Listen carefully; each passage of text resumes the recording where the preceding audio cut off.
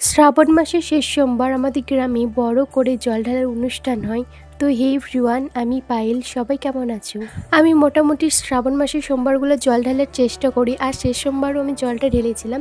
সেই জন্য আমি সকাল সকাল সকাল বলতে ভোরে ঘুম থেকে উঠে পড়েছিলাম। তখন প্রায় 3টের মতন বাজছিল, আর আমার বান্ধবীদের কথা ছিল আমাকে ঘুম থেকে তোলার, কিন্তু তারা সেটা না করে আমাকে তাদেরকে ঘুম থেকে তুলতে হয়েছিল। আমাদের কথা ছিল 4টের সময় যাওয়ার, কিন্তু সেদিন ঘুম থেকে যখন উঠলাম সারা রাত প্রচুর বৃষ্টি হয়েছিল, সেই জন্য সবাই ঘুমিয়ে গেছিল বলে অতটা তাড়াতাড়ি কেউ উঠতে পারেনি। সেই জন্য বেরোতে বেরোতে আমাদের অনেকটাই দেরি হয়ে গেছিল। যেখানে 4টে বেরোনোর কথা সেখানে 5:30টার মতন বেজে গেছিল।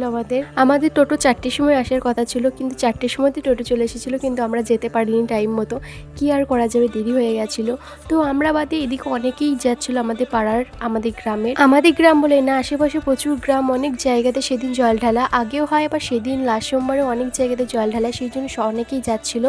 আর আমাদের গ্রামে দুপুরের দিকে জল ঢালা হয়, আর অন্য গ্রামে রাত্রের দিকে হয়, সেই জন্য আমাদের জল ঢালার পরেও অনেকে গেছিলো, অনেকে যায়, দুপুরের দিকেই বেশি যায়। তো আমরা চলে এসেছিলাম ঘাটে, তারপর ঘাট থেকে নেমে আমরা টোটো ধরে নিয়েছিলাম। এই দিকটা আমরা টোটো করে যাব, তো আসার টাইমে আমরা হেঁটে আসবো, সেই জন্য না হলে আমাদের অনেকটাই দেরি হয়ে যাবে। আর হেঁটে যেয়ে আবার আসার ক্ষমতা আমাদের নেই। যাওয়ার টাইমে অনেকেই টোটোতে যায়, আবার আসার টাইমে সবাই হেঁটে আসে।